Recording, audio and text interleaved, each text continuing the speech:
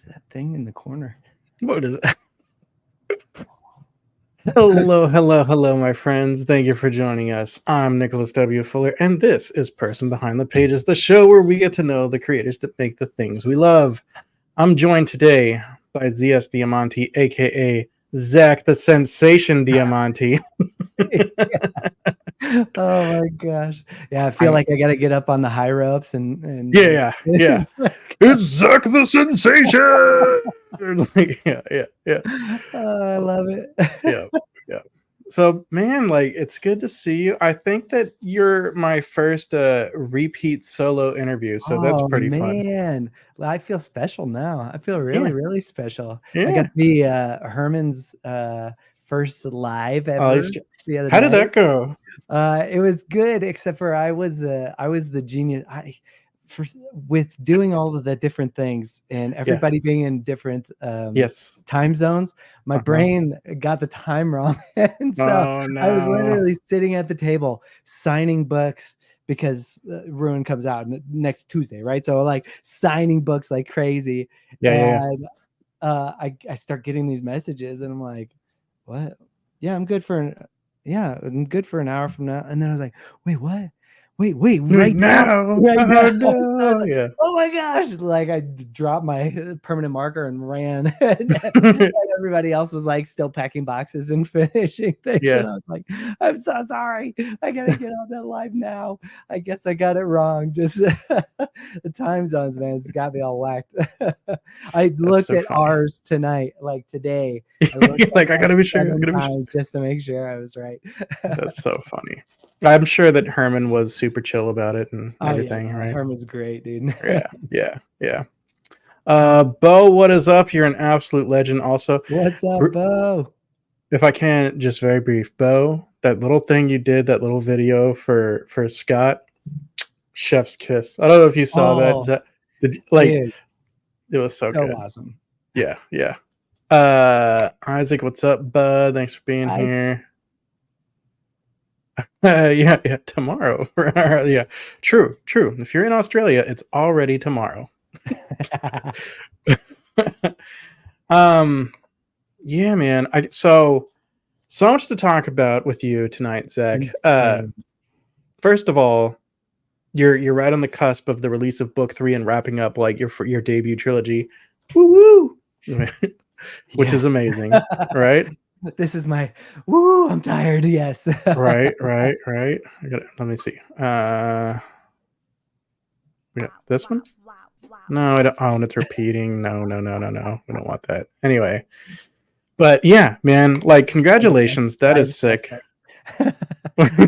Yeah. So I want to talk about that, but I want to talk a little bit about, the series and who the books are for and that sort of thing. But also I want to talk about like your journey, because if I remember right from our last talk, it is like about this time of like a year ago around now is when you really dove head into writing, I think. And is that about right? Yeah, it was a little bit earlier than that. Okay. About this time last year, I was kind of finishing up.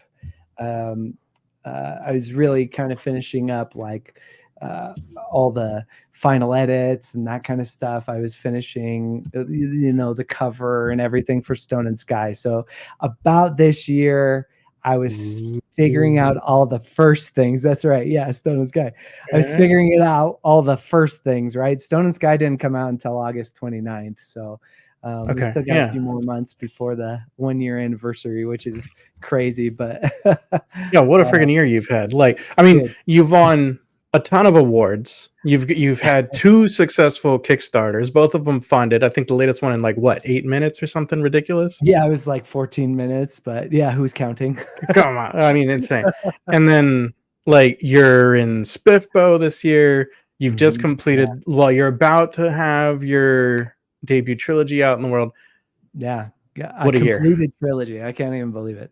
Yeah, dude. Yeah, okay. It's been a wild year. Yeah. I really want to dive into all of that. But before we get into that, let's talk about Stone and Sky, and then of course Stone and Tide and Stone and Ruin. Could you go ahead and show, like, you got the whole trilogy there? I got the whole trilogy here. All right. Look at these beads. right? Oh yeah, and I they look love so like pretty together. Like makes me so yeah. happy. Don't you love it when everything on the spine matches up and like They how it's look supposed to good. be? They It's just look like so good. happy. I know. Yep. I even got nerdy and put the 0 on the Preludes collection just I like because it. I like it. I like it. I couldn't help myself. But Yep. yeah, you got the Stone and Sky, of course, and then Stone and Mhm. Tide came out in Mhm. February, and then Stone and Stone and Ruin Ruin. next Tuesday, buddy. I'm like, Woof. Yeah, yeah, yeah. it's been a whirlwind, bro. So these are, of course, it's a classic style fantasy. Yeah. Um, gonna kind of bring those familiar old school vibes, and also definitely, if you're a fan of Warcraft or World of Warcraft, you're definitely gonna find some things that you're vibing with in this, right? I mean, you got Griffin Riders and Wyvern Riders Mhm. and all sorts of fun stuff, right? You want to tell us a little bit more? Which is funny because I've never actually played World of Warcraft. And people are like, "Oh my gosh, it's so cool! I love that we get to hang out with orcs." Like, which is a really big thing for World of Warcraft, I guess. So, Yes. which is so cool. I'm like, "Hey, that's awesome! If people that love that also want to love my series, that's great. I'm Yeah. all for it." More fantasy goodness, let's go. Like, there's nothing Right. wrong with that. But yeah, I set out to write this, classic style epic fantasy adventure.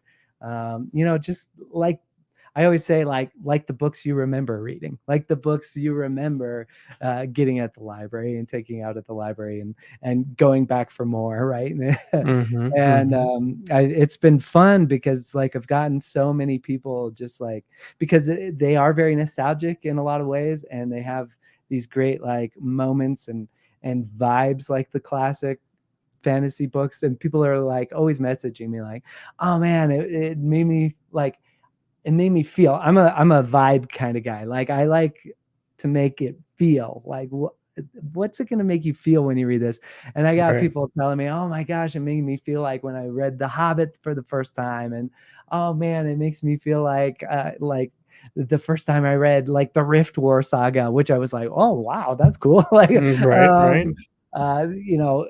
some people have said that it made them feel like the first time they read, like Redwall, or the first time they read like Wheel of Time, all these great classic fantasies. Yeah. And I'm like, Some oh, that's high awesome. praise there, right? Yeah, I was Yeah. like, Yeah. man, Yeah.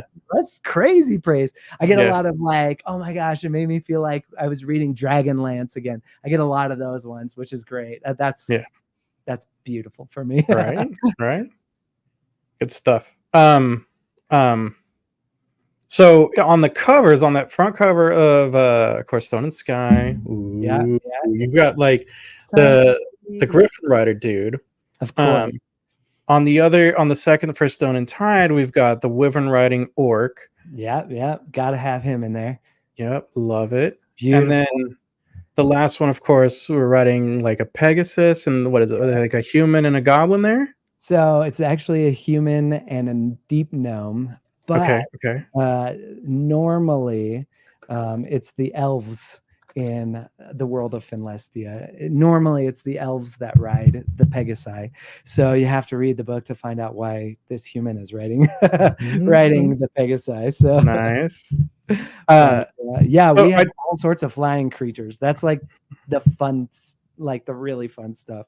I I love it. started in horror, and I love like creature horror, like creature features, very classic, gothic, psychological creature features. And so when I was writing Stone and Sky, I was like, we're gonna have all the creatures. Let's go. Mm, love it, love it.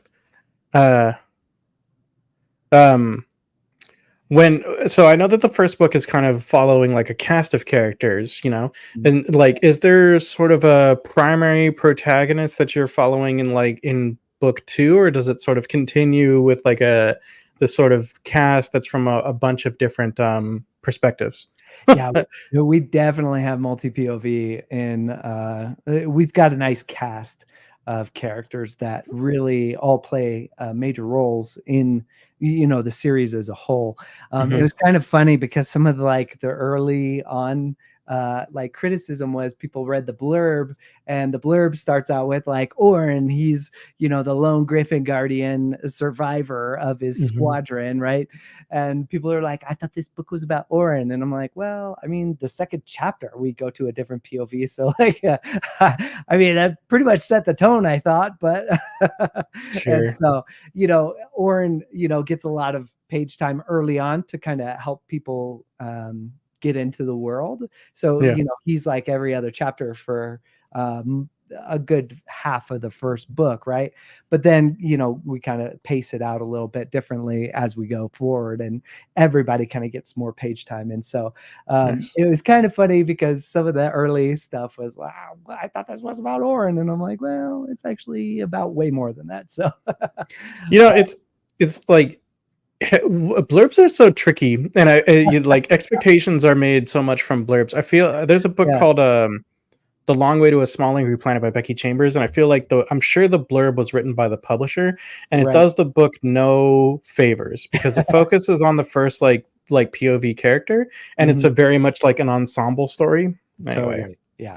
Yeah, and it's tough because you're like, well, I mean, you got to get people interested. And if I tell you that, oh, there's all this stuff going on, like, how do you tell everybody, look at all the things that are happening in a tiny little blurb? But you're like, no, right. This is where it starts, and we're going to go on an adventure from here. Yep. Bo with the troll, he says, I didn't realize Grogu was in book 3. A little dark note, dude. Nice. Love it. A little trollage. You gotta like that. Yep. Bo's good about it though. yeah. Bo is king. So okay, we've got book 3 is about to come out next week. Fantastic. Coming out in ebook and paperback next week, I imagine. Yep. Everything. Yep. Audio too? Oh, okay. Not everything. Dang. Okay. Got me. Well, but I know, like, I mean, book 1 is already in audio, and I wanted to talk about that because it's banging. Like, you got a great narrator, and I really think like it's adding to the story. Like, my preferred way to read is on a Kindle, but like sometimes I'll go to an audio instead. I mean, and sometimes, of course, paperback too. But like, you know, but like every once in a while, an audio is like, just hitting. Yeah, sometimes the audiobooks just hit, right? And I feel like yours is one of those. Oh, yeah. Thank you, man. I appreciate that. My narrator, Peter Leppard, is just amazing. Like, he's absolutely amazing. I was so glad I found him and we connected, and it just was just right. You know, obviously with the classic style fantasy, it was like, no, I need somebody who understands that vibe, who understands that, like, just that feel. So I need you, like, I needed somebody very specific, and Peter just nails it, man. Like, he does the voices for the characters, and he's just got that very British, like, nice, calm, cozy kind of narrator voice. Just, he was perfect. When I found him, I was like, oh, gold. And it's funny because I'm actually so obviously we got release coming up, but you know, I'm also working on other projects that are coming up as well. But you know, I've been working on those while simultaneously listening to Stone and Tide. So the second audiobook is almost done. This is my second listen through. So for the process, you know, for those that don't know what the process is like, I send, you know, the manuscript over to the narrator. Peter reads it through, he records it, then he sends it to me, then I get to listen to it, you know, from top to bottom. I listen to it while I'm reading the book, so I'm going through the book at the same pace as he's reading it, and I just find little geeky things, like, you know, like you'll switch a word or something in your brain while you're reading, and those kinds of things. I catch all the little mistakes or fixes that need to get, you know, taken care of. I write all those down in a little document, send it back to Peter. He goes, all right, let me go get these. And he goes through and fixes them all up, gets them all tight, sends it back to me. And then I listen to it one more time for the final kind of, you know, comb over and for the final approval. And, you know, the first time you go through it, you got like, a whole like a notebook, right? You're filling out, but like the second time you go through it, you got like this like tiny little piece of paper that got like, oh, okay, oh, hey, we missed this the first time somehow or whatever, right? Because nobody's perfect, right? So you go through it twice to make sure everything's good. He goes back, fixes those last little tiny things. It's usually only a few things, and then it's ready to go. And we're in that second listen right now, and we are, I think, two-thirds of the way through the book right now. So Stone and Tide audiobook should be, I mean, within the next week or two. Like we're talking quick. So it's coming. That's exciting. Yeah. And I'm sure like down the road you're going to have Stone and Ruin, and it's going to be with the same narrator, I guarantee, right? Yeah. Yeah, we're almost done actually. He's almost done recording the first go on Stone and Ruin. And then so it takes a little while for us to do that, and I think we're aiming for July for Stone and Ruin sick, man. audiobook, right? So pretty well done. Well done. Yeah, the audiobook's amazing. But no, next week, not every Sure. next But week it'll be ebook and paperback and hardcover. Awesome. But, yeah, it's pretty cool, man. I've been signing lots of books because we're fulfilling Kickstarter at the same time as fulfilling all the pre-orders for Stone and Ruin going out next week. So we're getting everything ready so we can send it out, probably Saturday. So hopefully it arrives on Tuesday, and it's just, it's wild. And tomorrow I leave for a writer's retreat, go figure. So it's just nice mayhem, bro. Okay. All right. All right, I want to talk. All right, first I want to talk about retreat. I want to talk about kind of like the signing books and whatever. Real quick, what's up, NJ? Thanks for being here, and you're even signed into the right account. Very awesome. Callum says, "Congrats on finishing the trilogy. You're crushing it, Z." Absolutely. Bro.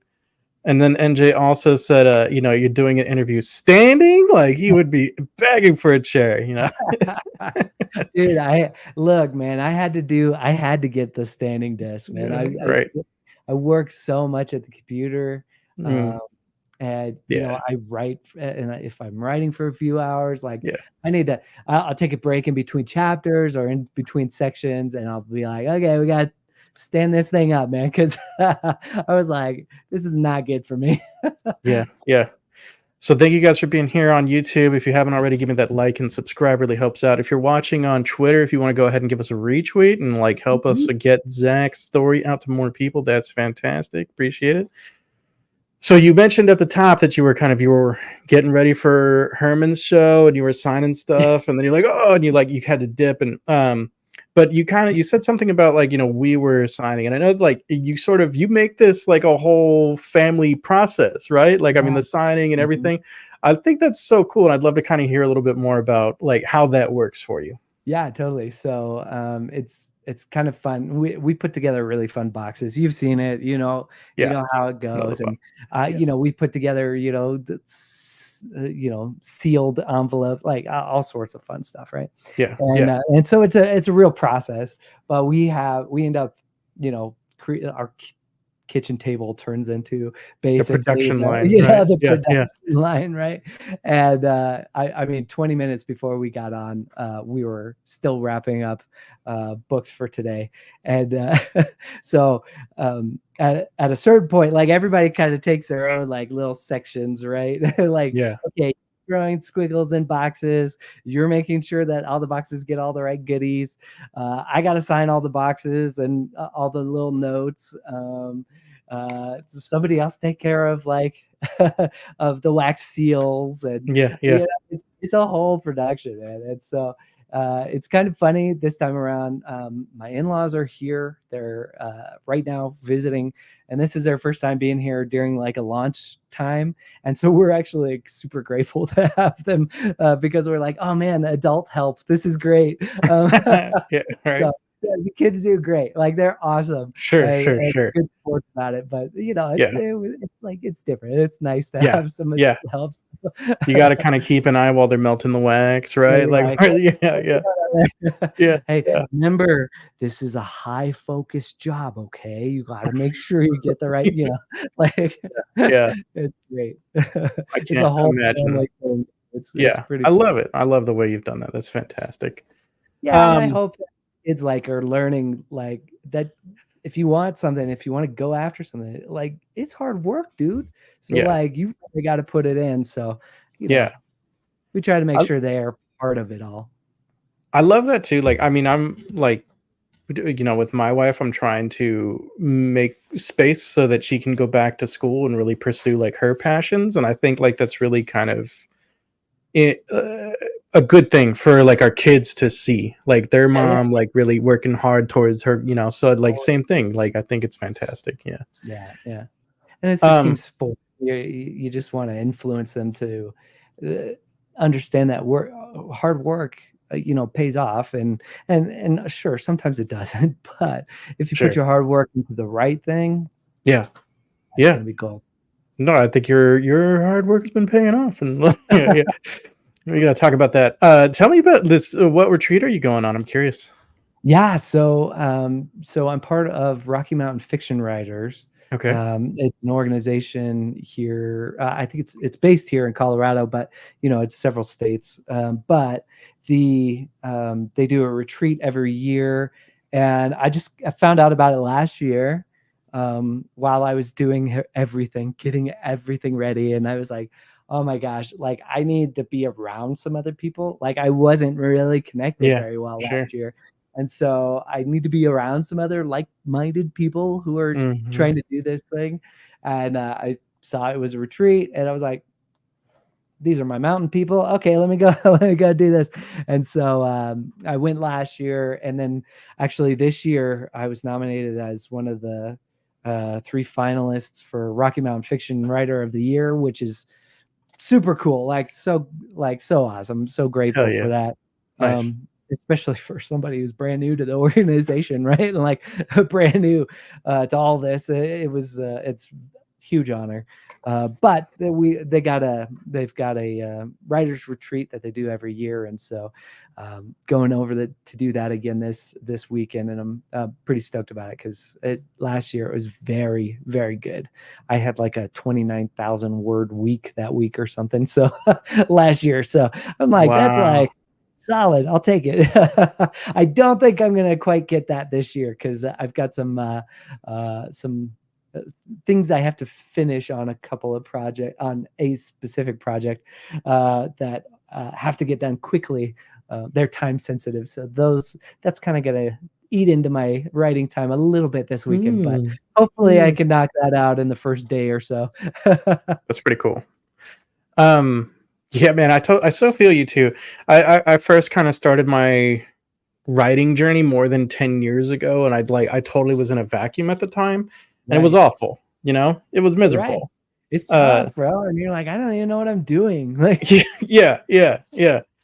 And uh, but yeah, this time, I'm doing this with the show, get to be part of the break-ins, yeah, get to make cool man. friends like NJ and Bo. Like, I mean, it's so much better to be a part of a community. If you're a new writer, find some community. Yeah, yeah, find Bo. He'll he'll connect you with whoever No you need. shit, right? Yeah, go talk to Bo. He's got you. It's true. Uh, Bo is a gem. Um, uh, yeah, so a hero. man, like, yeah, what a year. Like, so when refresh me, because I guess it's been a little bit more than a year, but you kind of made the decision that you were gonna really go all in with Yeah, writing from the get-go, yeah. and you did that not that long ago. And About a year and and a half ago now. Yeah. was it like the beginning of 2023 then, I guess, Yeah, so ish? it was, kind of the end of 2022, Okay, okay, okay. so it was like September, timeframe, 2022, so we're a little over a year and a half, and, I quit my job, and, Yeah, I went for it, man, but of course, we were in a place as a family where I could make that happen, right? We were okay. It sure. was a team decision again, where we were like, okay, if we're gonna do this, are we gonna be able to survive? Okay, let's you know, Yeah, do some yeah, yeah. math and Yeah. and if she's doing this and then, you know, all sorts of different things. And of course, you know, I'm still doing some graphic design stuff and all that kind of thing on the side, up until August of last year when Stone and Sky came out, and it was became all consuming. And I was like, I'm sorry, guys, I can't do any more of those side jobs. I'm Yeah, yeah. literally spending all my time doing all this now, so it's pretty awesome. Yeah, it's amazing. And like, I mean, it's crazy to think that since then, you know, you've like I said it kind of at the top, you've where do we even start?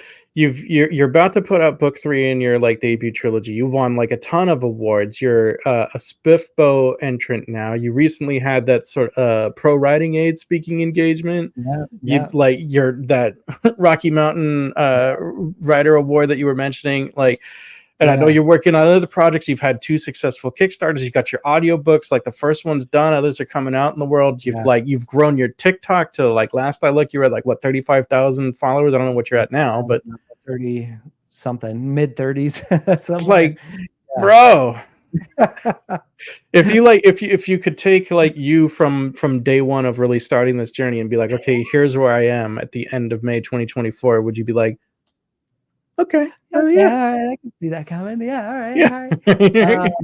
I think that was always the vision. I think that Yeah. the vision was always, I'm a hard charger. I'm a hard worker. Yeah. And when I know that my family, like, really, frankly, my family's going to depend on this. I gotta get business, right? Gotta get it.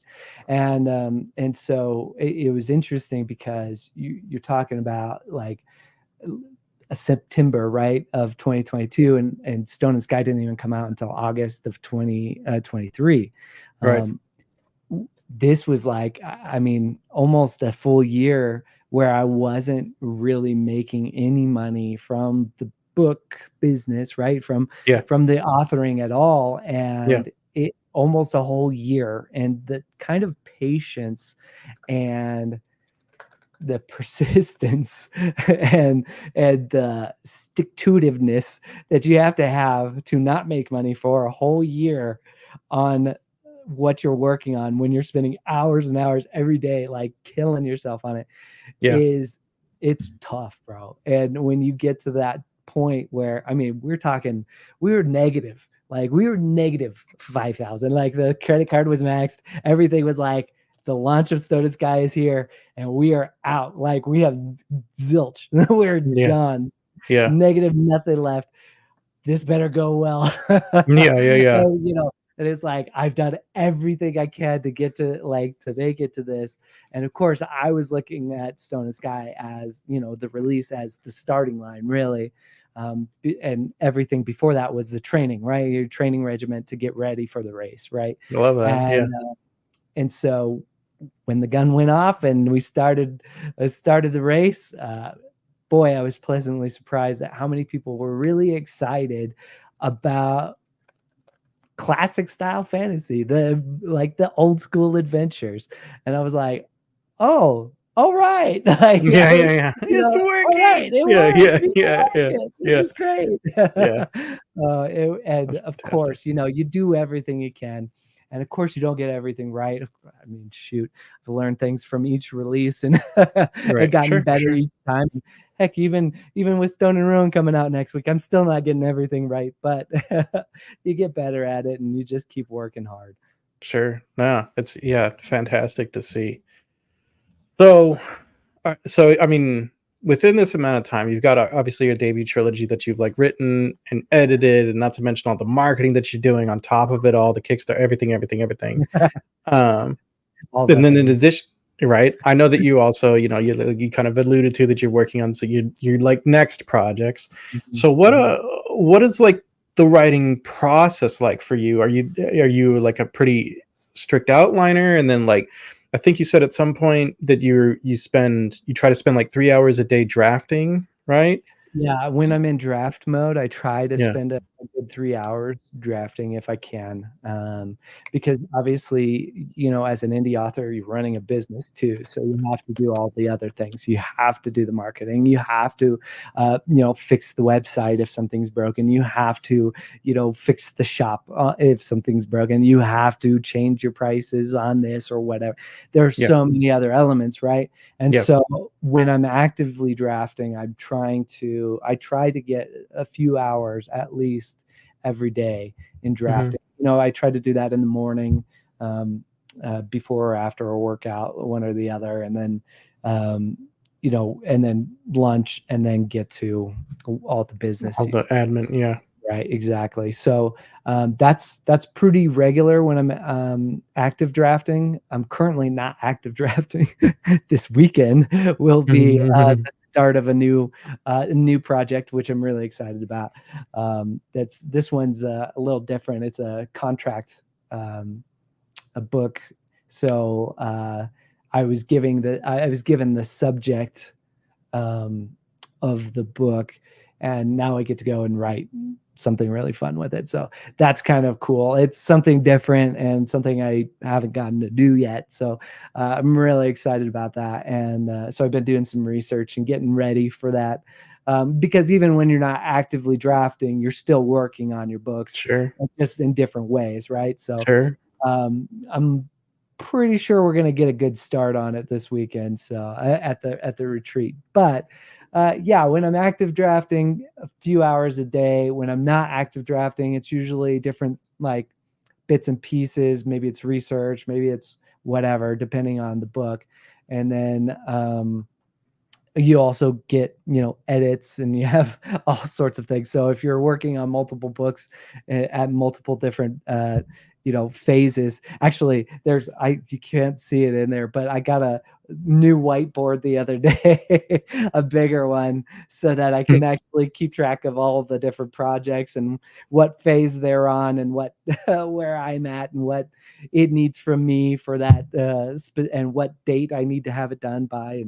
And so it's gotten to a point where it's a lot more logistical organization than than I maybe anticipated out the gate. But no, it's getting good. We're getting pretty organized, and I've got a good long stretch of, I've got a little mini whiteboard on this side of the camera that you guys can't see, but it's got at least my writing and releasing schedule, not all the other stuff, but just the write it and release it schedule for the next till September of 2026. So a couple of years from now, right? So it's that, and I've got more than that. It's just that whiteboard couldn't hold any more than that. So wow. So it's gotten pretty good when I'm actually in a good rhythm, and in between edits. We're drafting really well. If the draft is done, now we're working on edits of a different project, and it's pretty crazy sometimes.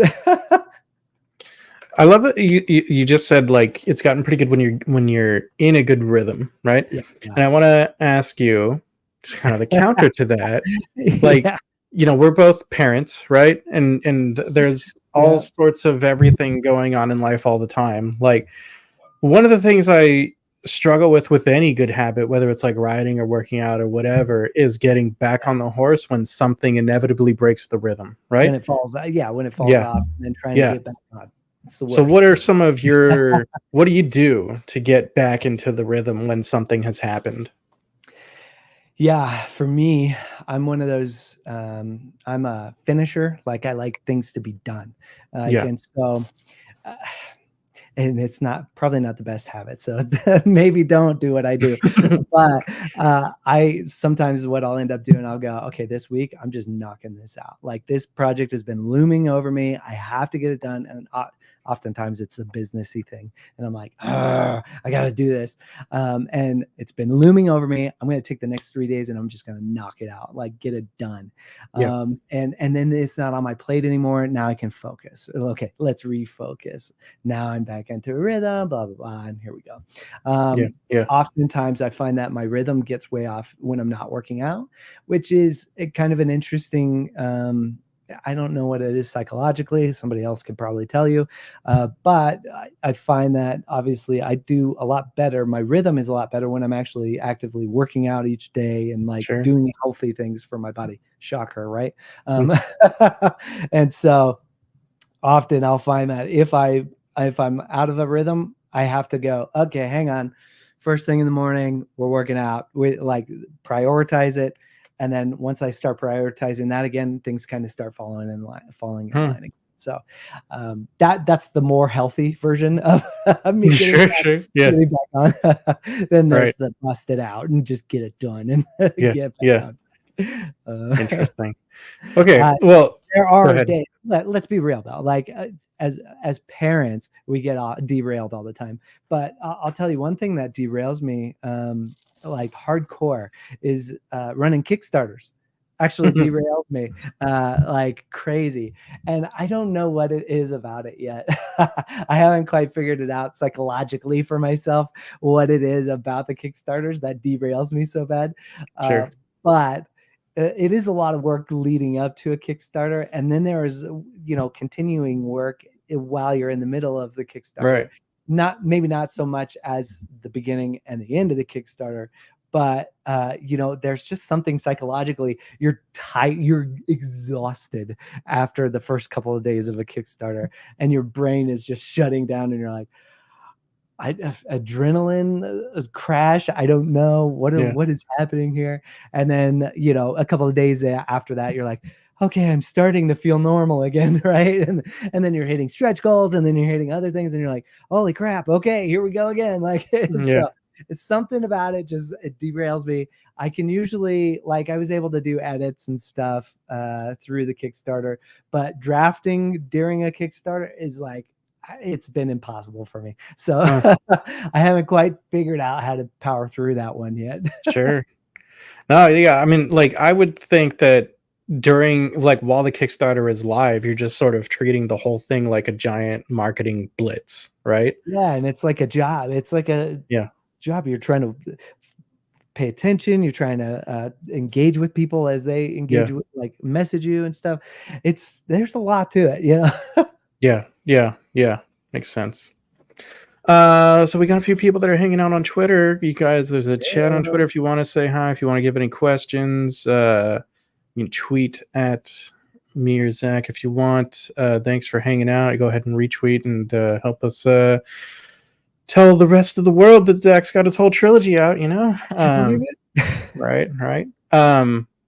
So going back to, like kind of the your process. I mean, you're it's been less than a year and you've got this whole trilogy out. So clearly you're a fairly fast writer. What are your tips for writing quickly? Yeah. The best thing I did, because Stone and Sky took me a few years to write, but then Okay. Stone and Tide took me about 3 months to write. Mm-hmm. And Stone and Ruin took me 3 months, but technically it was only 2 months of active writing to write. And we're talking about draft and revisions. Obviously, once you pass it off for edits, and we go through 3 different editors. So once you pass it off to editors, that's a different ball game. That's another few months, right? Because you go through one editor, you get it back, you edit, and then you get it to the next editor, get it back, blah blah blah, blah, right? But active, drafting and revisions, Stone and Ruin only took me 2 months, really. But I got sick for a month in between month 1 and month 2, so it was goofy. But to the way I really got faster was I actually started loosely plotting everything. I thought I was a pantser, going into it, because all the stuff I wrote before was, short form, short stories, Yeah, sure. all that stuff, right? But loosely plotting, giving myself way markers for each chapter, and like Yeah, organizing, like going, okay, here's the climax. This is what we're going to get to. This is what the end is going to be. yeah, But this is where we're starting. And because I have multi POV, it's like I got to know where everybody's got to get to the right place at the right time here. yeah, And so pacing was a huge thing in my mind yeah, while working through this. And so, these characters, get this chapter, and by the end of this chapter, they should be about here, right? Really giving myself way markers, knowing where the climax is, and then kind of working to bridge them in the middle is kind of my process. And when I do that, man, you've got a nice way marker along the way, so that every time you go to write, you're like, where are they supposed to be at the end of this chapter? Okay, how are we going to get there? Let's go find out. Right. So, you still get to go and have fun and experience the adventure, and meet different characters just like everybody else does. But we're supposed to be about here at the end of this, and having that way marker, dude. Oh man, it makes me fly, makes me cruise. Like the book that I haven't told people about yet, really. That's like coming, is it's shorter than the Stone and Sky series. So the Stone and Sky books are each about 121,000 words. They're all within like 400 words of each other. Oh wow. Okay. Talk about pacing. I don't know. It's like crazy. But the book that's coming out after that is shorter than these books, and so that one I was able to write in about a month and a half. Like, but using the same process of giving myself way markers for each chapter, and knowing that where the climax was going to be, and kind of bridging it all together. So that's my biggest tip for writing fast, because when you know where you're going, it's great, because like as an author, the thing you want to write is the climax. We all know that. Like that's the whole reason you're writing the book, because I want to get to that, right? That's what I want to write. But giving yourself little way markers for each chapter gives you something to like, oh, I get to do, like, they're going to get to that. It's like mini climaxes for you to get to there, right? And it really pushes me on. Anyways, it works for me. I like that. And then like, I totally like understand that point that you were making of like your previous works were like shorter works, and so you were pantsing them, because like I mean, if it's a short story, you can kind of hold the whole thing in your head at one time, right? But like 120 321 however many thousand, you can't hold the whole thing in your head all at once, not a chance. With the short story, you know what the 1-2 punch is, what the climax is, and you know that you got to throw a jab, and then a hook, and then an uppercut, right? And then you're like, that's it, that's all I got to throw. But with a novel, you're like, I gotta go 10 rounds, bro. Like I gotta figure out all of these different combinations to get all the way to the 10th round, right? So it's a totally different ball game. I had one of my first interviews with this Travis Baldry, the author of Legends and Lattes, and he was talking about how he always wanted to be a pantser, and he tried doing NaNoWriMo like 6 different times before he wrote Legends and Lattes, and every time he was like pantsing because he wanted it to be like this magical, transcendent experience. He's like, it's not that. It's not that. And he said it's amazing how much fucking easier it is when you actually plan the thing, So true, bro. True. 100% true. It was good stuff. But I mean, and then so he planned Legends and Lattes, and lo and behold, he finished it and became a New York Times bestseller. Okay, so like again, we're on like I do a mixture when you write. That's pretty cool. Yeah, I think a mixture is good. Kind of like Zac is talking about. You have your waypoints, but then you sort of pants your way in between. And like, I also recently heard that everyone's pantsing when they're outlining, which like was, I mean, totally true. But I mean, you got a point, right? I think it's kind of.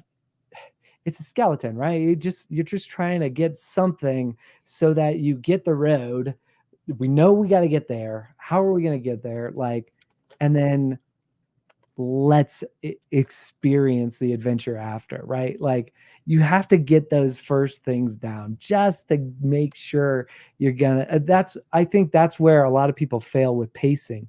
When people say, "Oh, the pacing of this book is terrible," it's probably because they didn't give themselves way markers and they kind of pants their way through it. And then they were like, oh crap, we got to get everybody here right now. Like, you know what I Yeah. mean? Yeah. Yeah. So, Yeah.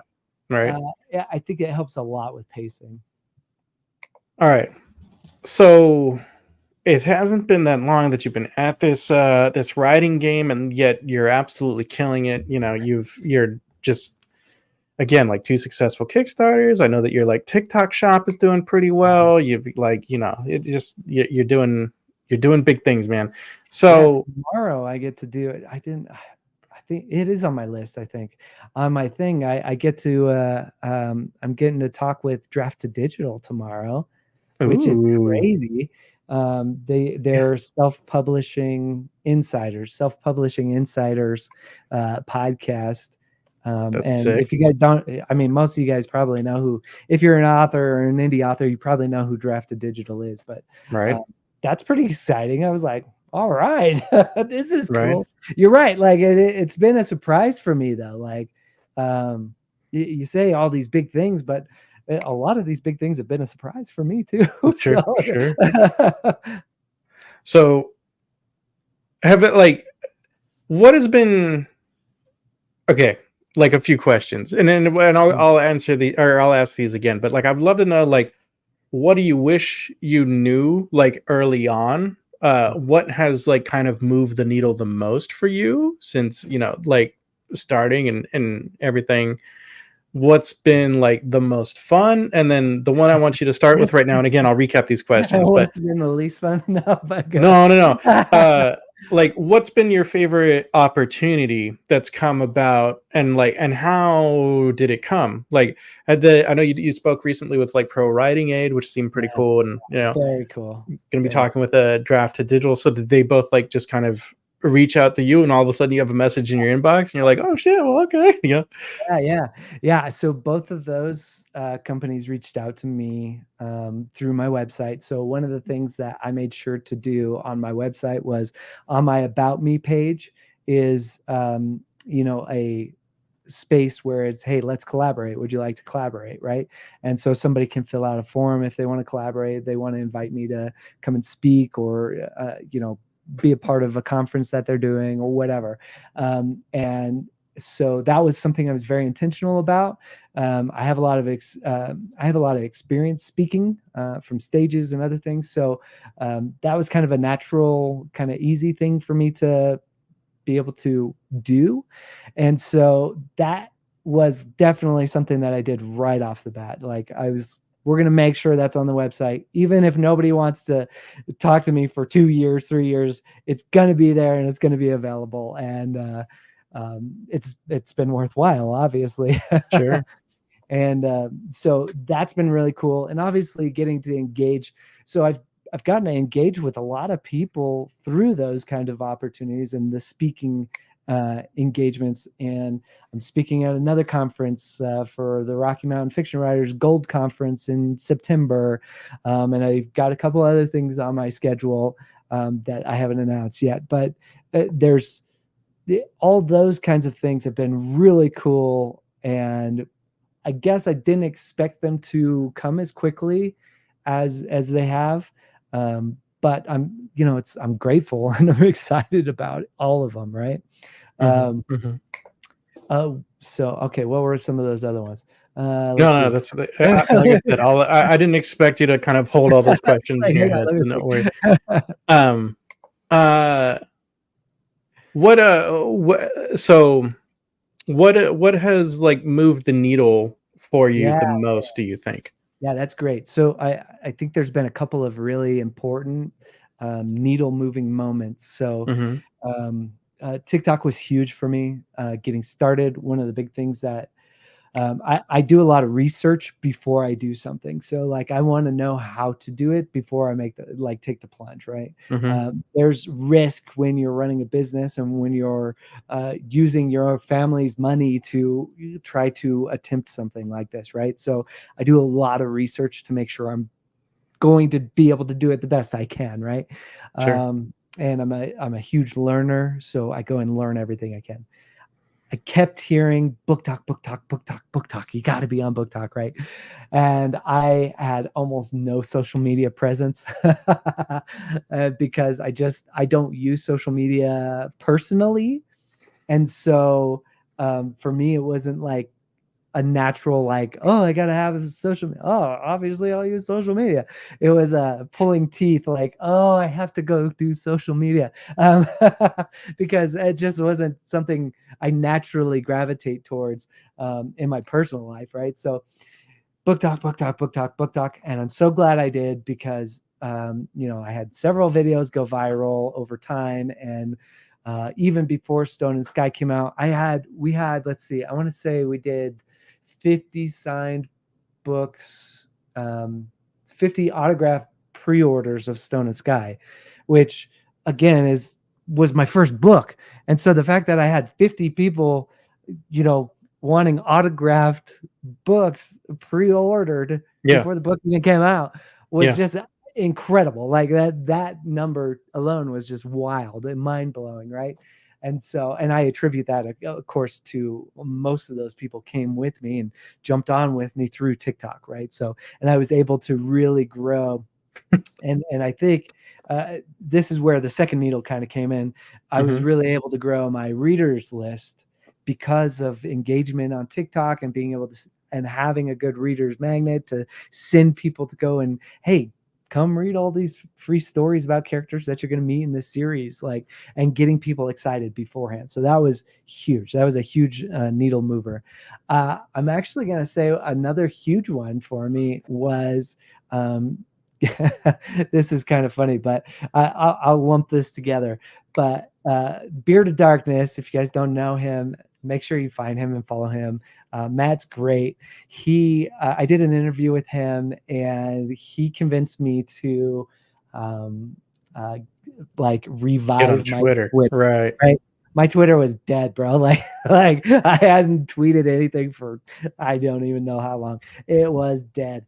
And he's like, dude, you got to get on here. You got to. I'll help get you started connected with some people. And I was like, really? Like it's still alive? I thought it was dead. Like, got on there, started connecting with all sorts of people, right? And because of, I think I was starting to connect with all the right people on the Twitter, and then Facebook, and then the Instagram and I was getting invites from who was it? I think Scott Palmer was trying to get me to come and join the break-ins, but then like I got so sick and I I completely forgot about it because my brain was just fevering out.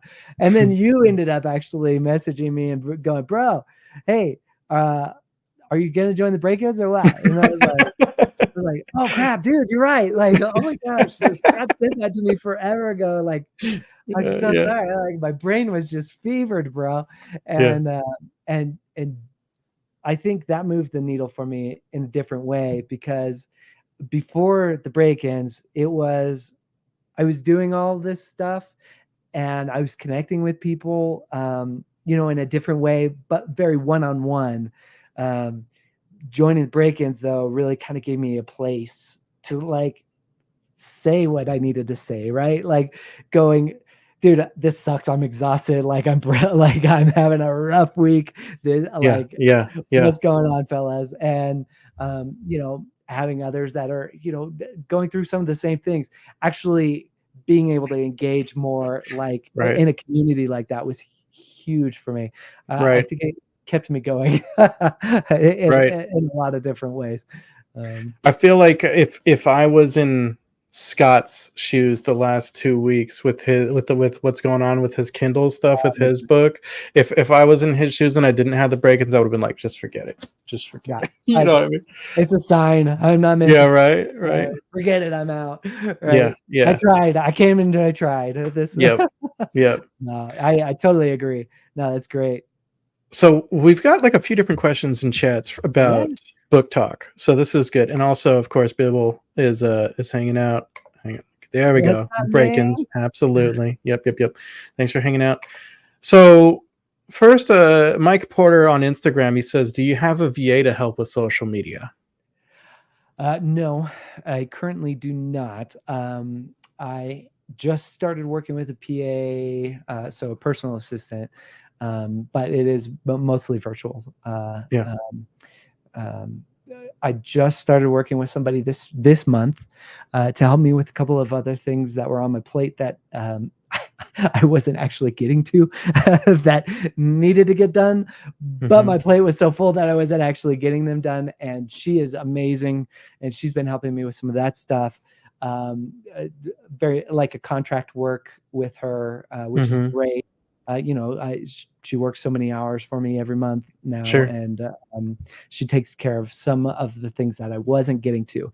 Social media is on the list of things that she is willing to do, but we haven't gotten to that point where I have her help me with because most of my social media ends up being video. A lot of it has to be done by me because I have to do the editing and all that other stuff currently. Yeah. Yeah. You kind of just got me curious. Like, can you share like what sorts of things you're having the personal assistant do right now? Yeah. So one of the things that's been on my list that I haven't gotten to for a long time. Well, I should have gotten to it a lot earlier, but reaching out to bookstores and Which brick and mortar stores to start getting the books out into brick and mortar stores. Right. Is one of the things that she's been helping me with. And she's also been helping me reach out to more book reviewers and stuff like that.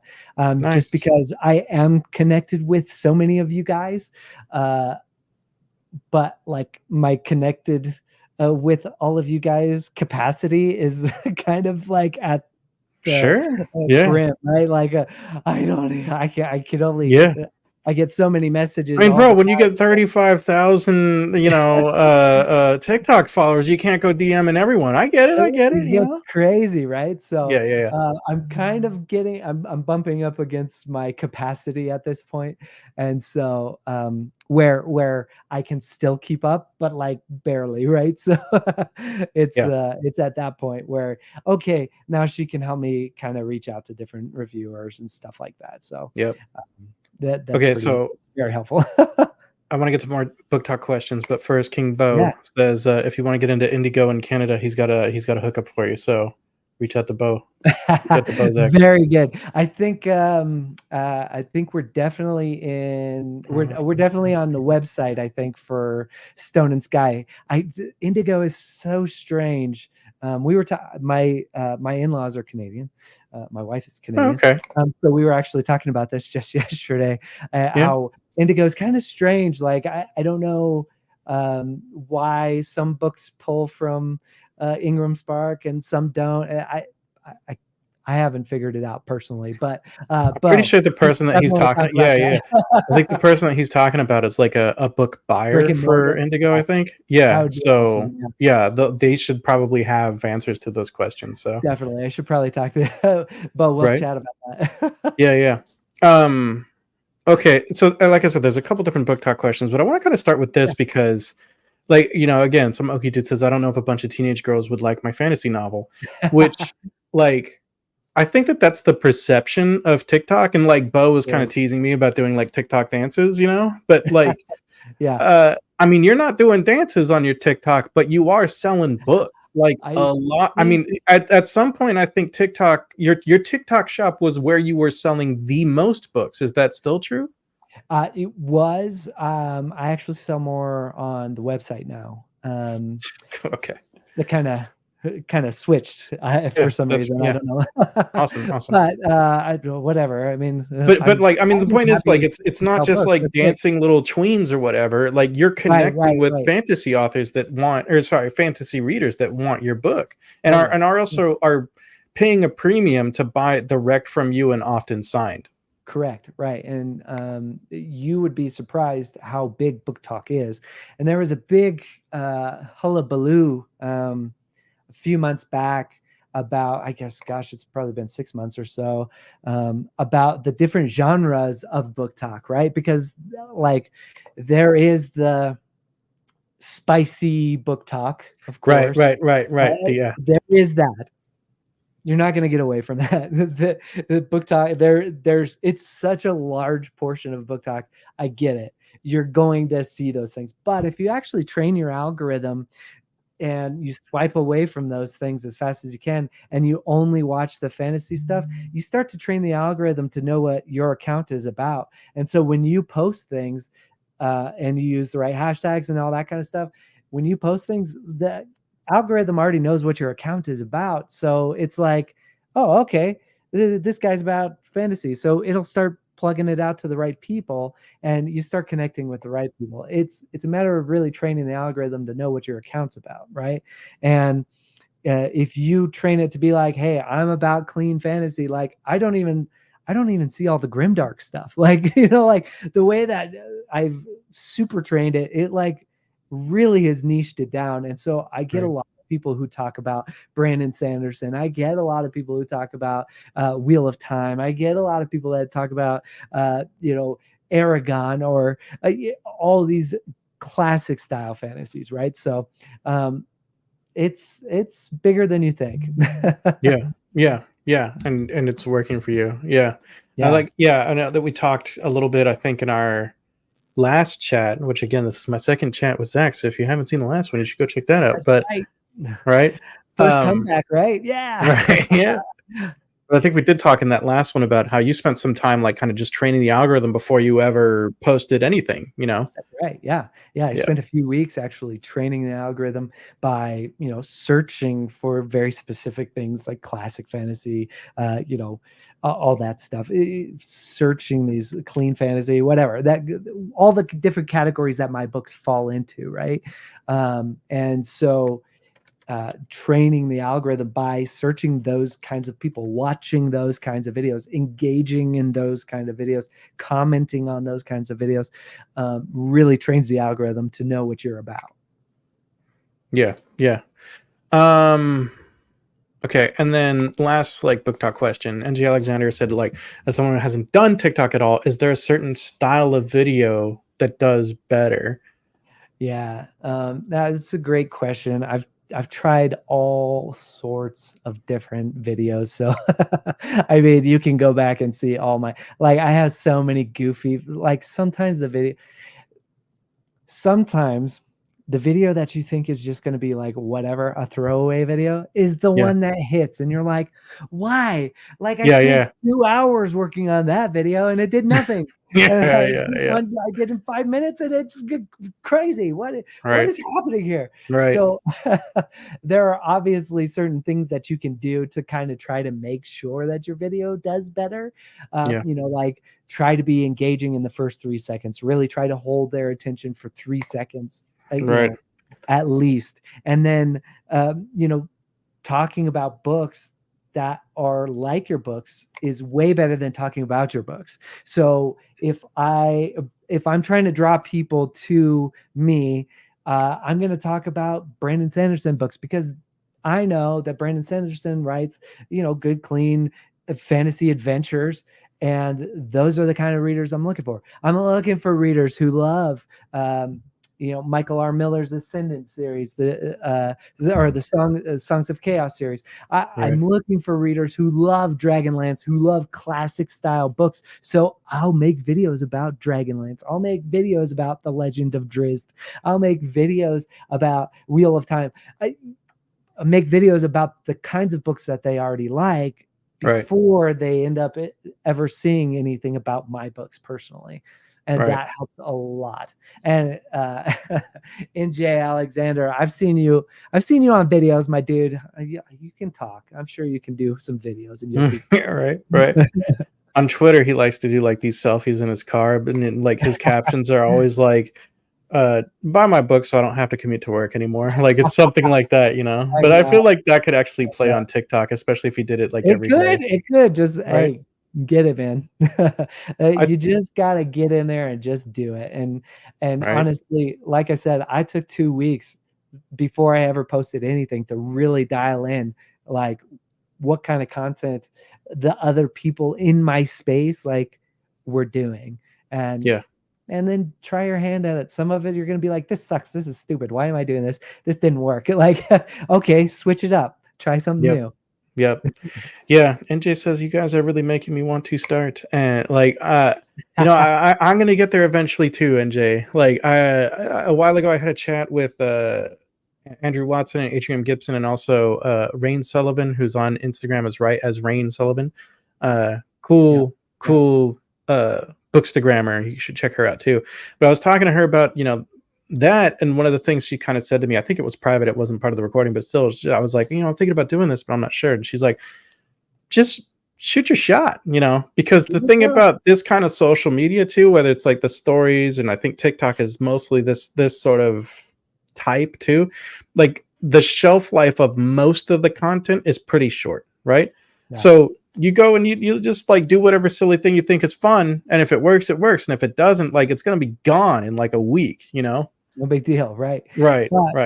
And the great thing about the TikTok algorithm is that it actually sends it out to new people. So if you'll notice that 92% of the viewers come from the FYP rather than your followers, and then it's like 2% of it is your followers. So repost it.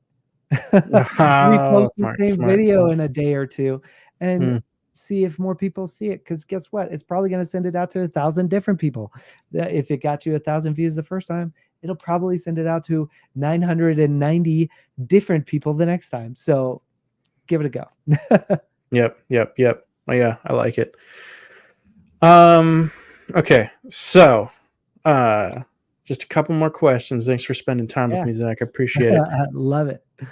What do you, I mean, you, again, hasn't been that long, but you've been making moves, man. So what do you wish that you'd known at the beginning, now that you're like a little bit wiser, a little like done some things, Yeah.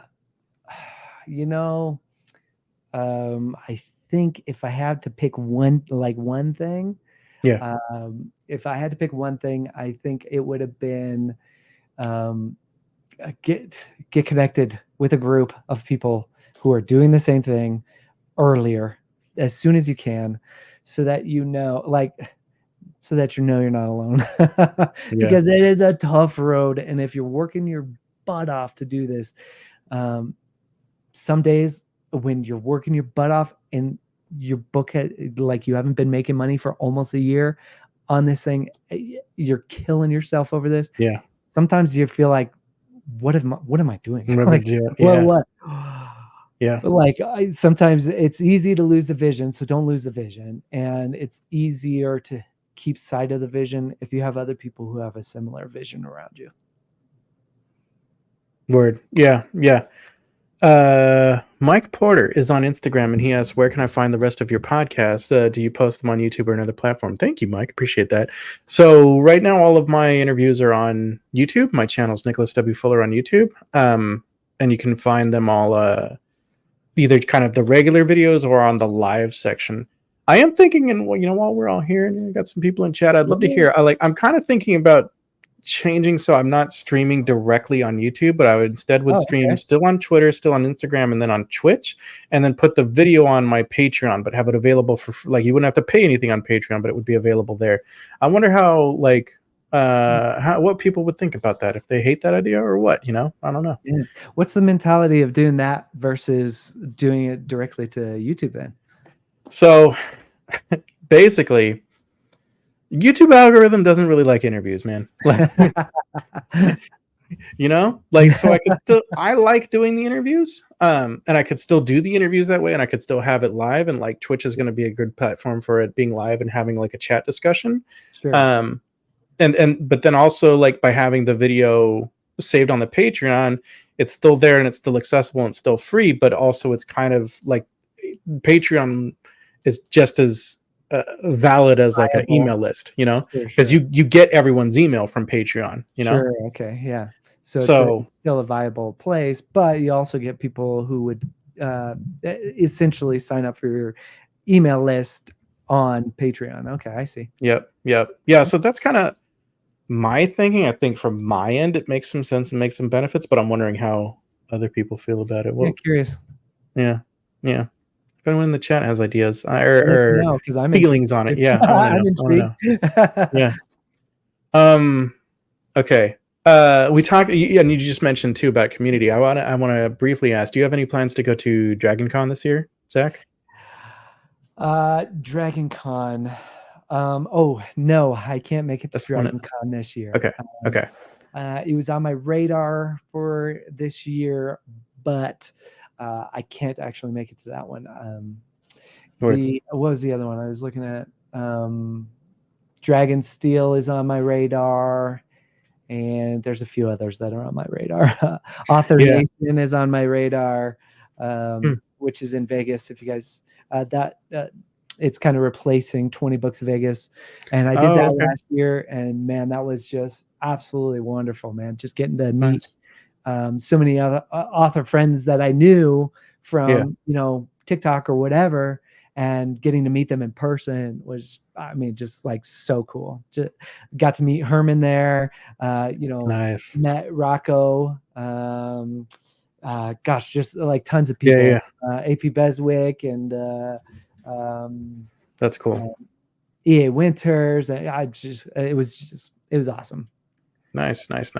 Yeah.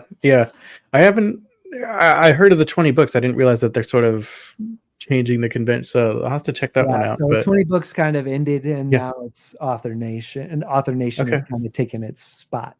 Cool. Yeah, I'll have to check that one out. Yeah, I've been debating for a while, but my birthday is coming up, and my wife was like, "I was thinking of getting you a pass for Dragon Con." And I was like, so I think I'm going to be going to Dragon Con this year. I don't know if awesome. NJ, Bo, I don't think Bo's going to make it this year. Are you, Bo? But I know a few folks that are going to be there, so right, definitely going to be a cool one. Usually seems like a party from what I hear, so I'm excited. Yeah. And briefly, Full-Time Bookish, I see you on Instagram. You said, like, talking about kind of this different posting idea. Full-Time Bookish says, I love that. I feel like I always miss lives on YouTube because the notification system sucks. Totally hear you. And that's kind of a part of it. NJ's getting married in August, has no money for cons. Start your TikTok, bro. Start that book talk. Right. Please buy my book so I can go to a con. Right? Yeah.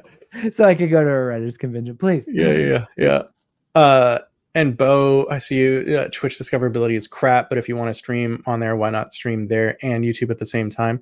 I hear you, and like basically again, like the YouTube algorithm doesn't particularly like interviews, at least not interviews with authors. I mean, like even Daniel B. Green has set up a secondary channel to kind of put his interviews on because he doesn't really want them on his main channel anymore because they're not getting the amount of views that his other content gets, right?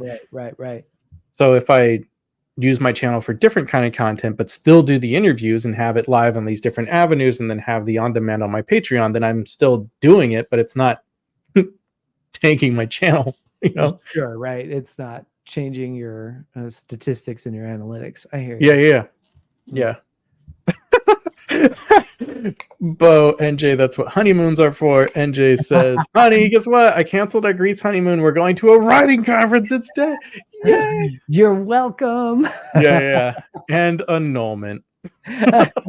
Immediately. Yeah. I'll report back. Maybe just don't, NJ. You don't. I think we know how that ends. As married men, right? It's bad advice. Don't do it. Right. Cool. All right. So a little while ago, but like I saved this. Bo asked a little while ago. He said, "So, given that you're kind of wrapping up the series, like, what's next?" So I guess you can definitely say something that's next. I'm sure. Yeah, like you can say that there will be more books, right? Like, definitely. You are not ending your writing career now. I just don't know how much you want to say. I've got a few years worth of writing and releasing schedule already mapped out, so that's good news. That's the good news. I have to write and release all those books, so that's hard news. But one of those books is already in the final round of edits, which is great. I got the cover back the other day, and it looks awesome. I'm so excited about it. I'm actually going to be reaching out to some folks to help me do a cover reveal. Anyway, so that's I'm going to be reaching out here in the next week or so about that. And so we're gonna definitely be announcing some more things over the summer for sure. So some definite big announcements over the summer, especially about that upcoming book, because that one's very, very close to my heart, and I'm very excited about it. My final editor sent me a message this morning. No, yesterday morning, and said, "This is by far your best book." And I was like, wow, thanks. Like, wow, okay, that's wow. It's definitely different. What I can say is that it is, it's a cozy fantasy, and it is set in the world of Finlestia, which is the same world of Stone and Sky. So even though this trilogy is complete and done, the world of Finlestia is bigger than this trilogy, and I'm really excited to write some of the other stories and books in the world. So that's all I can give right now on that. I have other projects in the works, sci-fi and some other books that are not related to Finlestia at all, unless I make them on a different world that's also make your own Cosmere universe that make my own Cosmere. But if I do that, that'll just be for fun. happy accidents.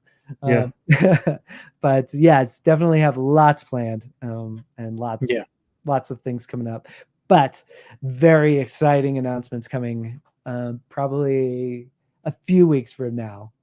Be on the lookout for sure. And Bo, I'll definitely be hitting you up about some cover reveal help. I'm sure Bo will be happy to help. Full-time Bookish on Instagram says, sign me up for cozy fantasy. I got to tell you guys, like, I know, a little bit more than you guys might about this book. And like, I really love the concept that Zac has for this book. So you want to stay tuned for that. But also, of course, Stone and Ruin is about to be out next week. Zac, I think I see your dust jackets behind you on the shelf. Can you can you grab one and show it? I love these dust jackets. They look so cool. First time getting dust jackets ever. Pretty awesome. Right? My light is crazy here. No, so it's the illustration of the cover, but like it doesn't have. I mean, so with the dust jacket, remove the hardcover has the normal cover, but so we can see all the lovely text. It says Stone and Sky. It has your name, all the good stuff. But then the dust jacket has just the art, and like I think you added like a little bit of an outline to the character. Yeah, I did like a colored highlight around each character for each book, and then did like a quote on the back of each book, which man, it came together so beautifully, so much better than I expected, actually. I generally hate dust jackets because I feel like, what's the point? I want the cover itself, the board cover, to look cool. I don't want just the dust jacket to look cool. But like, I feel like you did a beautiful job of like, you still get the awesome everything of the board cover, but then that dust jacket like is just, I love it. I love the way you did it. I think I'm gonna steal that idea myself someday. Yeah. I appreciate it, man. It was some work for sure. Thankfully, I got that graphic design background and illustration background, so I'm able to kind of do some of those things without having to outsource. So that's great. Yeah. But that's again why my plate gets so full, and then I end up having to get help with other things. So hey. Yeah, I hear you. But no, I think like it pays dividends, and like, I mean, so much of your graphic stuff is top notch. I think it's looking really good. So Stone and Ruin, everyone needs to go out and get it. Please, yeah. So as we're wrapping up, the last question for you, Zac. kind of adding to like Bo's like what's next, but like when we're, I mean, you've done so much in so little time already, Zach. I mean, what gets you excited for like a 5-year goal, or like do you like, you have already kind of got your family making the production line for the boxes and everything. Do you see Yeah. yourself as like, kind of a like a Brandon Sanderson with a whole big operation someday? Is that kind of the goal, or That's you want to? definitely well, I can't wait. That's sick. That's sick. I'm gonna have to hire half the neighborhood. It'll be great. That would be awesome. Definitely excited about that. I'm actually kind of there's a project in the works that I'm not ready to talk about yet, but it is pushing the boundaries a little bit on what I'm doing currently. Kind of, it's funny. I'm trying to think of how to talk about this without talking about it. Sure.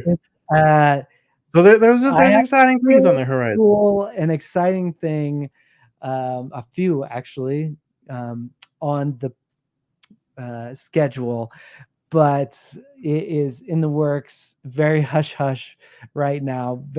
Basically, only me and 3 other people know about it, and it's very, very, very tight-lipped right now.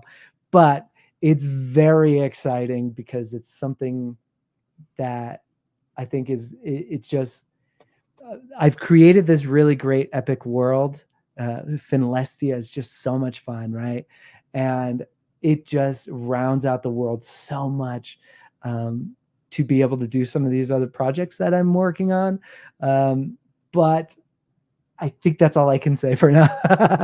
That's cool. But that's That's what gets me excited. Like that's what makes me keep like trucking, because I'm like, man, this is going to be so cool. People are not going to see this coming, and it's going to be awesome. that's awesome. I love it. Well, we've had it. There's been some people kind of joining late, like Herman, but yeah, I guess you'll have to catch the recording. The recording will be available. As soon as this stops, you can kind of go back and watch. Hey, let's Love and Lore guy. Hey, he's checking it out. Nice to see you too. That guy posted a great video today that just like made my day. Oh my gosh. I see you over here too, Sam. And yes, this is the Sensation Diamanti from the top rope.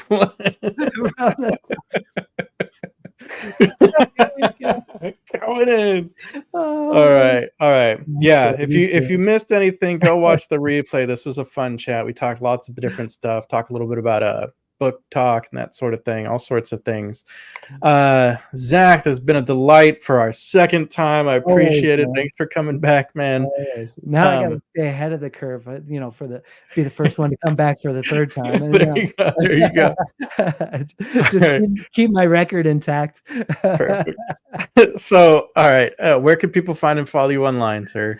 Yeah, man. If you guys love classic style fantasy and you're not ready to throw money into buying more books yet, you can actually get the preludes for free. If you go to freefantasyfiction.com, you can get 7 free preludes about characters that you meet in the Stone and Sky series, and you can totally get a vibe to see if my classic style, my flavor of fantasy is your flavor of fantasy. So freefantasyfiction.com. It's way easier to spell than ZSDiamanti.com. So that's funny. That's true though. That's I was like, I gotta get something else, because this is not gonna work. I mean, on like that domain is fire. Like free fantasy fiction, bro. Oh man, so yeah. You picked up a banger there. So hey, it was open, so I was like, I'm taking it. That's mine. Yeah. Well, that's smart. All right, so you guys go check out freefantasyfiction.com.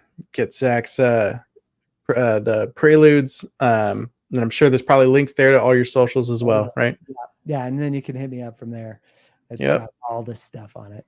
Perfect. And if you're new here, please drop me that like and subscribe. Appreciate it. Really helps me out to bring this out to more folks. Appreciate you hanging out, everyone in the chat. Thanks for showing up, whether it was early or late, whatever. It's all good. Appreciate it. And if no one's told you today, you're an absolute legend. Mm.